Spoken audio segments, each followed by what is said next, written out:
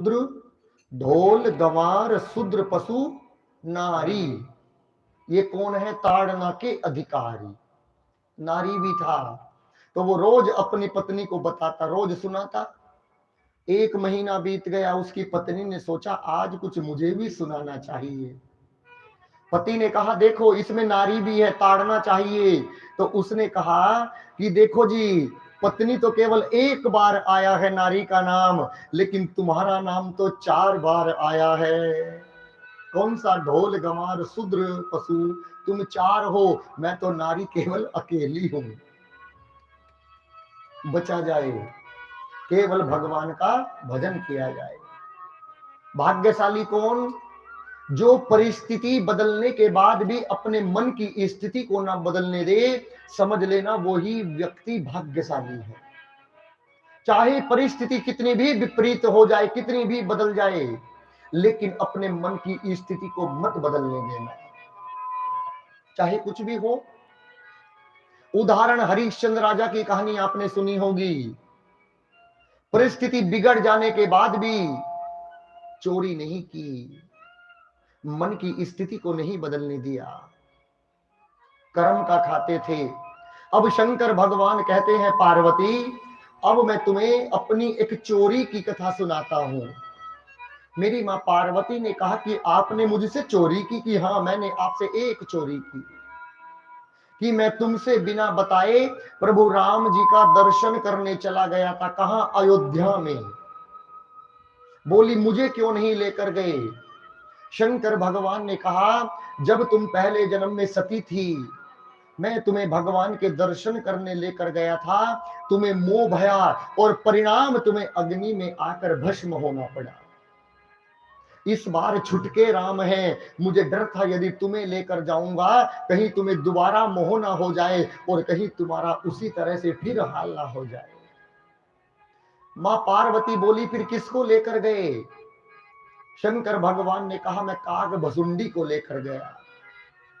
मेरी मां पार्वती ने कहा कि आप तो त्रिलोकीनाथ हैं और काग भसुंडी तो एक कौवा है, फिर आपकी और काग भसुंडी की मित्रता कैसे हुई?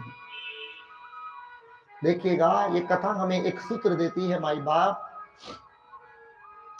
जिसके साथ हमारा मन मिलता हो, हमारा चिंतन मिलता हो, यात्रा सदा उसी के साथ करनी चाहिए। क्यों?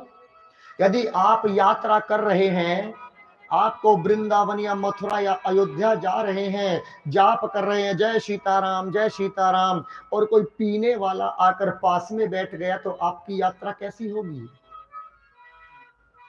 इसीलिए यात्रा जब भी करिएगा, ऐसे व्यक्ति के साथ करिएगा जिससे तुम्हारा चित्त मिलता हो, जिससे तुम्हारा चिंतन मिलता हो और मन मिलता हो। मेरी मां पार्वती ने कहा प्रभु, जैसे आप अयोध्या में गए तो आपने क्या देखा, आपको कैसा लगा? शंकर भगवान बोले पार्वती, परमानंद। जब हम वहां पर पहुंचे, प्रेम सुख फूले।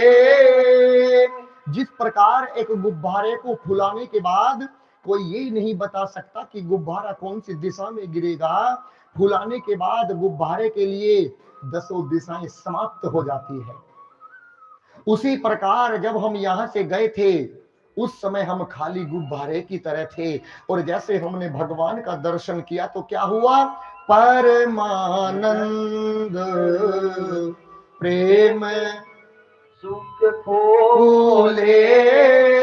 हम उस गुब्बारे की तरह फूल गए और परिणाम विथ न फिरहि मगन मन भूले।